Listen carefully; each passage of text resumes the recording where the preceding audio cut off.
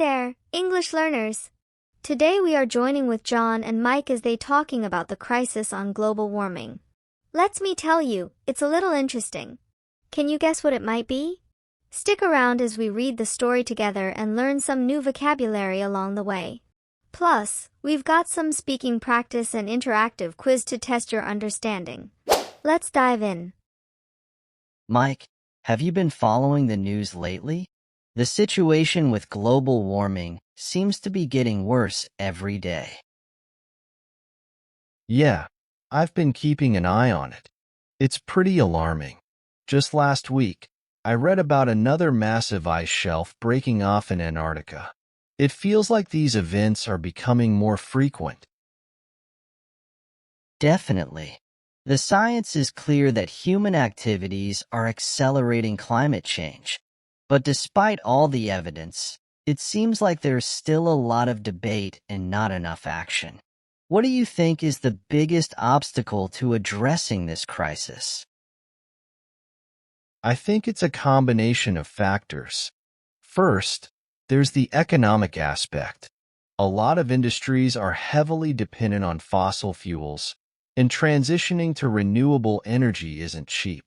Then there's the political aspect.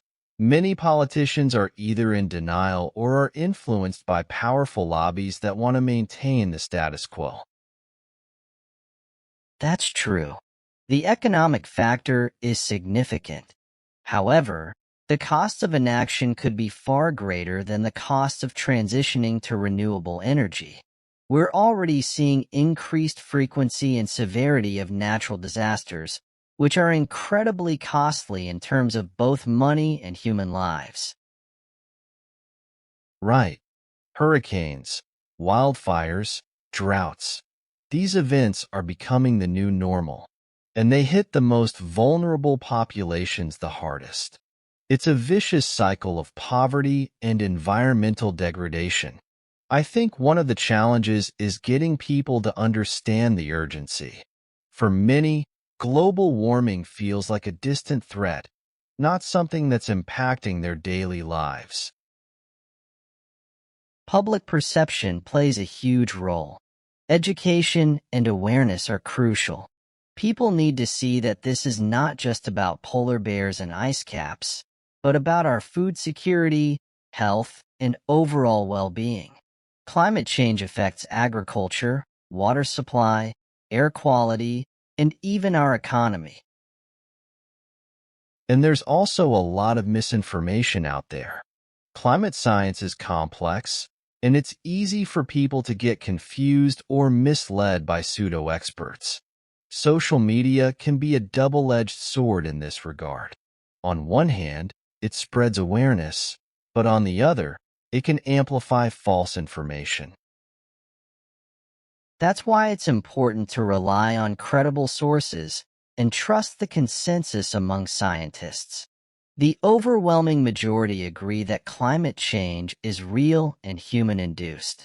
We need to push for stronger policies and international cooperation. The Paris Agreement was a step in the right direction, but we need to do much more. Agreed. Local and individual actions are important too. Things like reducing waste, using energy-efficient appliances, and supporting sustainable businesses can make a difference. It's about creating a culture of sustainability.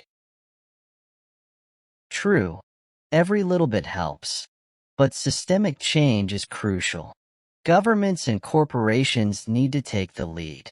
Investing in green technologies, improving public transportation, and implementing strict environmental regulations are essential steps. We need to hold these entities accountable. It's a daunting task, but it's not impossible. Look at the advancements in solar and wind energy. Prices have dropped significantly, making them more competitive with fossil fuels. There's also promising research in other areas like carbon capture and storage. I've also been impressed by the younger generation's activism. Movements like Fridays for Future have really brought climate issues to the forefront. It's inspiring to see young people demanding action and holding leaders accountable. It is inspiring. It gives me hope that we can turn things around. The window for action is closing, but it's not shut yet. We need to stay informed, stay active, and keep pushing for change. It's our responsibility to ensure a livable planet for future generations. Well said, Mike. It's a huge challenge, but together, we can make a difference.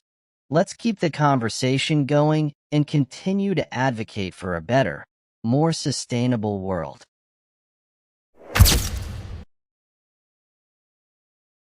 Anthropogenic. Definition: originating in human activity, especially with reference to environmental pollution and pollutants. Example: the increase in atmospheric CO2 levels is largely due to anthropogenic emissions from fossil fuel combustion and deforestation. Mitigation. Definition: the action of reducing the severity, seriousness, or painfulness of something. Example: mitigation strategies for climate change include reducing greenhouse gas emissions and enhancing carbon sinks. Decarbonization. Definition: the process of reducing carbon intensity, particularly in energy production. Example: decarbonization of the energy sector involves transitioning from fossil fuels to renewable energy sources like solar and wind.